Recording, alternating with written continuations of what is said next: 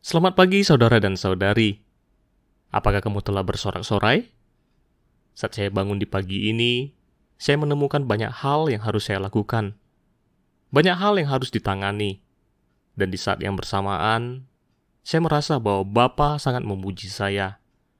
Saya ingat bahwa Alkitab ada berkata, Dia bahkan menghitung rambut saya. Hati Bapa benar-benar lembut dan kasih-Nya begitu teguh. Kasih setianya selalu baru setiap pagi. Saya mengetahui bahwa apa yang benar-benar Bapa ingini adalah agar kita dapat bergembira dalam hari yang telah dibuatnya. Ini adalah hari yang telah diberikannya pada saya. Saya tidak perlu khawatir di hari ini, di hari kemarin, maupun di hari yang akan datang. Saya dapat bersuka cita dan bergembira karena Dia. Inilah yang ada di dalam hati Bapa. Sepertinya Bapa berkata dalam hati saya, "Nak, apa yang kau khawatirkan? Ini adalah hari yang kujadikan bagimu. Jadi kamu harus bersuka dan bergembira." Lalu hati saya merasa lega dan bebas, karena Bapa telah mempersiapkan segala sesuatu untuk saya. Saya ingin menyanyikan sebuah lagu pujian yang ada dalam lagu pujian hatiku. Kedua, ini adalah hari yang Tuhan jadikan.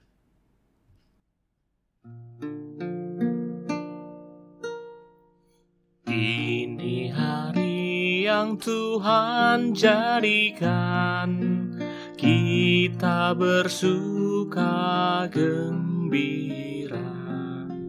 Inilah hari yang Tuhan jadikan, kita bersuka gembira.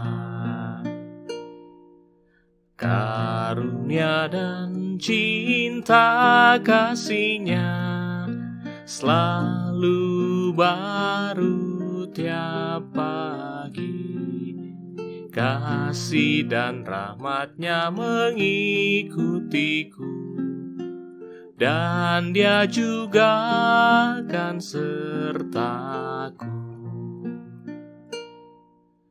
Demi-Ku Dia pegang kuasa, lakukan segalanya untukku. Berikan semua yang baik untukku, ku warisi yang terbaik. Susah sehari cukup sehari, jangan khawatir hari esok. Nikmati tiap hari tiap langkah, nikmati perjalananmu. Setelah bernyanyi, bagaimanakah perasaanmu? Bagi saya cenderung menyanyikannya dengan lebih cepat dan lebih cepat. Karena saat bernyanyi, hati saya merasa sangat bahagia. Dan hari ini penuh dengan harapan. Kamu juga akan merasa bahagia saat dengan teliti memikirkan kandungan dari lagu pujian tersebut. Misalnya, ini adalah hari yang Tuhan jadikan. Dia telah merencanakan yang terbaik untuk kita. Dia mempersiapkan segala sesuatu untuk saya. Kasih setianya adalah yang baru dan yang segar. Dia mengetahui kebutuhan saya di setiap hari. Dan demi kita, di surga Dia memegang segala kuasa. Tiada hal baik yang disembunyikannya dari kita. Oleh karena itu, saya sangat menghargai bait keempat. Seharusnya kita menghargai hari ini dan menikmatinya. Hiduplah di saat sekarang. Menikmati kasih karunia dan kasih setianya di setiap tahap dan di setiap langkah. Jadi, kamu dapat menikmati hari ini dan di hari yang akan datang juga penuh dengan harapan. Begitu bangga karena dapat hidup di saat sekarang untuk mendekat padanya dan menikmati hari-harimu. Kesusahan sehari cukuplah untuk sehari. Saudara dan saudari, marilah kita menyanyikan lagu pujian ini sekali lagi. Mari kita bernyanyi dengan sedikit lebih cepat.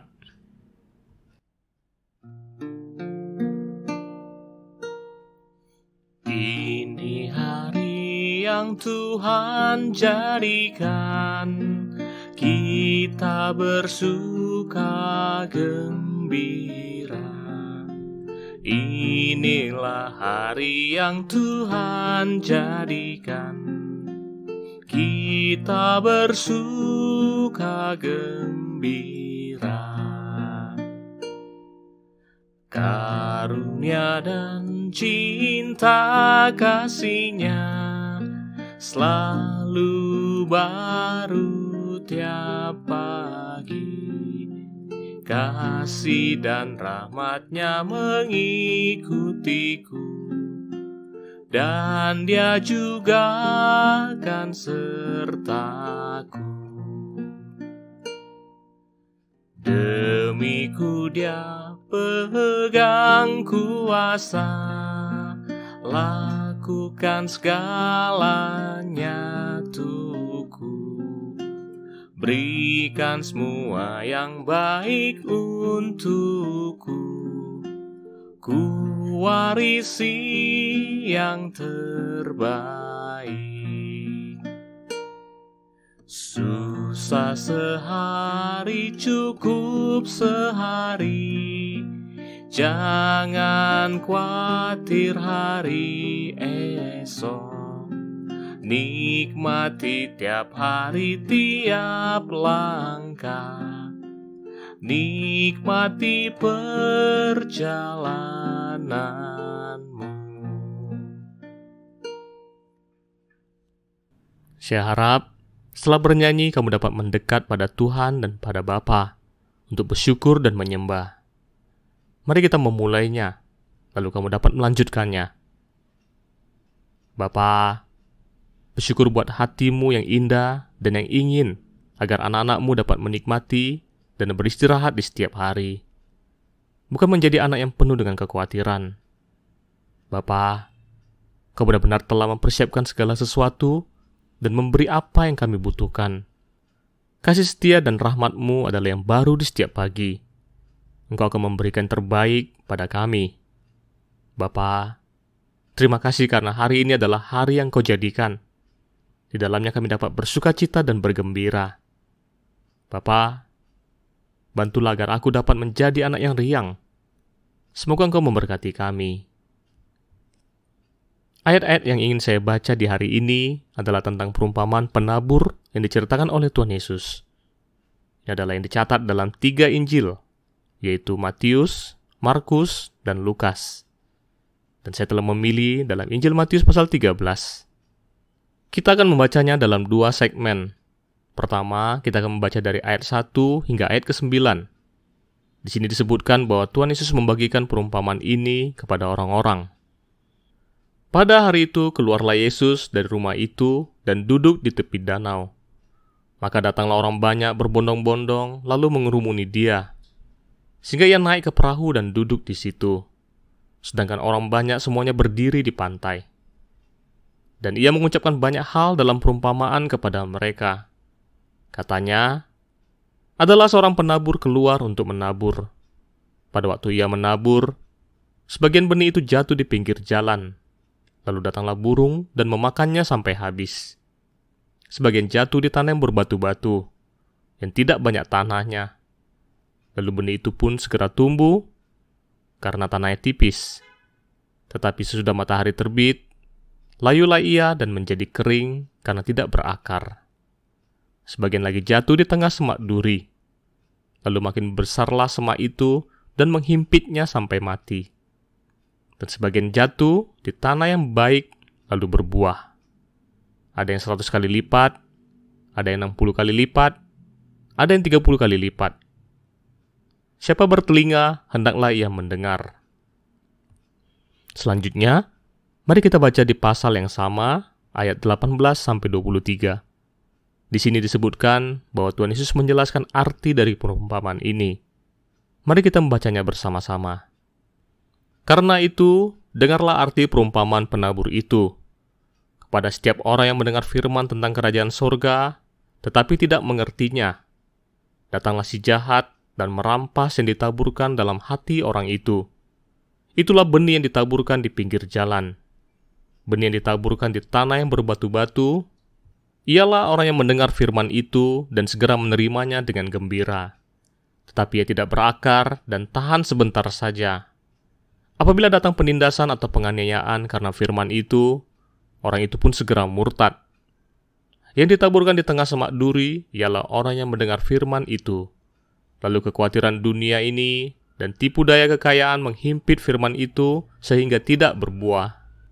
Yang ditaburkan di tanah yang baik ialah orang yang mendengar firman itu dan mengerti. Dan karena itu ia berbuah, ada yang 100 kali lipat, ada yang 60 kali lipat, ada yang 30 kali lipat. Di antara semua perumpamaan yang disampaikan oleh Tuhan, dapat saya katakan bahwa perumpamaan yang satu ini adalah yang paling rinci dijelaskan oleh Tuhan Yesus. Bahkan pada titik yang paling kecil pun diterangkannya dengan begitu jelas. Saya mencoba menerangkannya dengan cara yang sangat sederhana. Jadi, benih itu adalah firman Allah. Jenis tanah yang berbeda mewakili akan hati manusia, yang jatuh di pinggir jalan dan yang dimakan oleh burung. Tuhan Yesus telah menerangkannya dengan begitu jelas, yaitu manusia yang mendengar firman Allah, namun yang tidak mengerti. Burung itu mengacu pada si jahat. Dia mengambil firman Allah dari hati orang tersebut. Jenis tanah kedua adalah tanah yang berbatu-batu. Matahari bersinar dan mengeringkannya. Tuhan Yesus berkata bahwa orang tersebut akan menerima dengan sukacita, namun tidak ada akar dalam hatinya. Hanyalah untuk sementara. Karena saat mereka menghadapi kesengsaraan dan penganiayaan, mereka akan jatuh. Jelaslah bahwa matahari yang bersinar itu berarti bahwa demi kebenaran, kita menderita dan dianiaya. Jenis tanah yang ketiga adalah yang ditaburkan di antara semak duri, dan benih tersebut terhimpit. Tuhan Yesus menjelaskan bahwa orang tersebut ada mendengarkan firman Allah, namun dicekik oleh kekhawatiran dunia dan tipu daya kekayaan. Jadi mereka tidak akan berbuah. Dan yang terakhir adalah tanah yang baik, yang dapat menghasilkan buah 100 kali lipat, 60 kali lipat, dan yang paling sedikit adalah 30 kali lipat. Dan orang-orang ini adalah yang menerima firman Allah dengan baik. Mereka mengerti dan berbuah. Saat saya membaca ayat tersebut, saya merasa sangat berharga. Suatu kali Yesus bangun dan mendekat pada Allah. Dia pergi ke tepi pantai. Saya yakin bahwa dia mencari tempat yang tenang dan yang luas untuk mendekat pada Bapa. Namun banyak orang yang mengetahuinya dan datang kepadanya, yaitu untuk mendengar kata-katanya. Tuhan Yesus adalah yang sangat penyayang dan dia sangat merindukan agar setiap orang dapat datang ke hadapannya untuk mengenal Allah. Lalu ia duduk di atas perahu, sehingga ia dapat berbicara pada orang banyak dari kejauhan. Dan orang banyak yang berdiri di tepi pantai dapat mendengarkan firman-Nya. Begitu bijaksananya, karena pengaturan yang demikian adalah yang menyerupai pusat komunitas alam, musik center, ataupun balai kota. Walaupun itu adalah tempat-tempat dengan area yang terbuka, namun saya yakin bahwa semua orang dapat mendengarkannya dengan jelas dan dapat menikmatinya. Tentu saja di antara orang banyak tersebut, hati mereka menyerupai keempat jenis tanah ini. Saya merasa bahwa Tuhan Yesus mengingatkan saya bahwa saya harus memberitakan Injil kepada semua jenis orang. Tidak peduli siapapun dia, karena kita adalah yang bertanggung jawab untuk memberitahu pada mereka akan kasih dan kehendak Allah. Beberapa orang akan menerimanya dengan senang hati. Mereka akan berbuah, bahkan hingga 100 kali lipat. Oleh karena itu, saat kita memberitakan Injil dan berbagi pada orang banyak, Tuhan akan memberkati kita.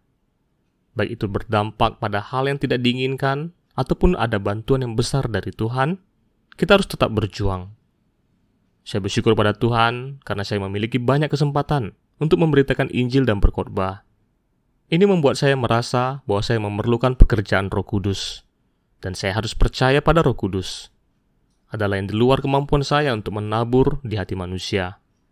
Saya harap agar Roh dapat bekerja di hati orang-orang yang tidak percaya dan juga di hati saudara-saudari, agar mereka dapat menjadi tanah yang baik. Karena yang saya hargai bukanlah seberapa banyak pesan yang saya sampaikan, namun yang saya hargai yaitu agar sebelum saya mempersiapkan pembagian saya dapat berdoa bagi mereka yang belum percaya dan juga bagi saudara dan saudari, sehingga Roh Kudus dapat bekerja di hati mereka. Dan inilah yang lebih saya hargai. Saya harap agar semua yang hadir, baik saudara-saudari maupun orang yang belum percaya, agar mereka dapat memahami dan dapat dengan senang hati menerima firman Allah, agar mereka dapat dipengaruhi dan berakar dalam kasih Allah, dan dalam kehidupan sehari-hari mereka dapat mengalami akan Tuhan. Saya juga berdoa pada Roh Kudus agar mereka tidak khawatir atas hidup mereka, serta terbebas dari segala tipu daya kekayaan, sehingga hati mereka dapat menjadi tanah yang baik, yang dapat menghasilkan buah dan yang memuaskan hati Allah. Semua ini tidak dapat dilakukan dengan kata-kata manusia. Bahkan terkadang saya menggunakan sebagian besar waktu saya untuk mempersiapkan pembagian pikiran. Namun itu menjadi tidak ada gunanya jika saya kekurangan doa. Oleh karena itu, saya bersyukur pada Tuhan yang telah mengingatkan saya akan apa yang harus saya perhatikan. Bagaimanakah cara yang terbaik dalam memberitakan firman Allah? Tentu saja ada 4 jenis tanah. Saya tidak berpikir bahwa ini hanya menggambarkan orang lain, karena sebenarnya ini juga berbicara tentang kita juga, akan apa isi hati kita dalam menerima firman Allah, akan tanggapan kita. Dan hal lain yang menggerakkan saya adalah bahwa saya harus mendengar firman Allah. Apa yang saya katakan tidaklah berlebihan, karena yang terpenting adalah kita harus menggunakan hati kita untuk mendengarkan Dia. Bagaimana mendengar juga berarti bagaimana menerima firman-Nya. Dalam perumpamaan ini, Tuhan menekankan kata mendengar, yaitu mendengar firman Allah. Setelah membagikan perumpamaan ini, sekali lagi Dia berkata, "Barang siapa yang memiliki telinga, hendaklah ia mendengar." Tetapi seperti yang telah saya sebutkan, bahwa dalam mendengar di sini bukanlah yang mendengar dengan telingamu, melainkan kamu harus menggunakan hatimu, mendengar dan memberi tanggapanmu, serta bagaimana untuk menerimanya. Dalam perumpamaan ini, Tuhan tidak ada menyebutkan ciri-ciri dari tanah yang baik. Namun melalui firman-Nya, saya dapat mengerti. Tanah yang baik tidaklah boleh sombong ataupun keras, namun harus lembut dan mau menerima firman Allah. Di sisi lain, pikiran kita tidak boleh kacau. Kita tidak boleh terikat dalam godaan duniawi. Oleh karena itu, hati kita haruslah kudus dan mengasihi Tuhan. Pikiran kita harus sadar dan tenang, sehingga hati kita dapat berakar dan menghasilkan buah. Lalu saya harus berakar dalam kasih Allah, melalui mendekat padanya dan melalui pemeliharaannya, sehingga dalam rohani saya dapat bertumbuh, seperti pohon yang ditanam di tepi aliran air, yang menghasilkan buahnya pada musimnya. Saudara dan saudari, setelah mendengar perumpamaan ini, apakah yang menjadi inspirasimu? Perumpamaan ini sangat membantu saya karena dia mengajari saya untuk menikmati Dia dan menikmati firman-Nya. Jika oleh firman-Nya kamu dan saya terpengaruh dan mendapat pertolongan, maka tentu saja kita akan berbuah. Oleh karena itu, kamu tidak perlu khawatir. Janganlah pernah berpikir bahwa kamu tidaklah berguna. Yang harus kita lakukan adalah menjadi pendengar sekaligus pelaku dari kebenaran. Sehingga kita menjadi lebih bijaksana. Kita dapat membangun rumah kita dan menghasilkan buah 100 kali lipat. Semoga Tuhan memberkati kita, sehingga kita dapat memuaskan hatinya dan di zaman ini dapat memuliakan Dia. Setelah membaca, marilah kita bersama-sama menyembah. Dan setelah saya selesai, lalu adalah giliranmu untuk melakukannya. Tuhan, terima kasih karena Engkau telah membuka kehendak-Mu pada kami. Mohon Kau menabur di hati kami. Tuhan, mohon Kau membantu kami agar hati kami dapat menjadi lembut dan rendah hati, sehingga dapat mendengar firman-Mu dan dengan senang hati menerimanya. Tuhan, saat kami mendengar firman-Mu, hati kami rela untuk melakukannya. Kami bersedia untuk menanggapi dan bersedia untuk mendekat padamu. Bantulah kami untuk berakar dan dibangun di dalam-Mu, untuk mengalami dan menikmati roti hidup, sehingga kami dapat menghasilkan buah 100 kali lipat. Tuhan, semoga Engkau menyelamatkan kami dari segala masalah, dari segala cobaan dan godaan duniawi. Jagalah kemurnian hati kami untuk mengasihi-Mu, agar pikiran kami tidak kacau dan dapat selalu memikirkan-Mu. Tuhan, semoga Engkau memberkati kami.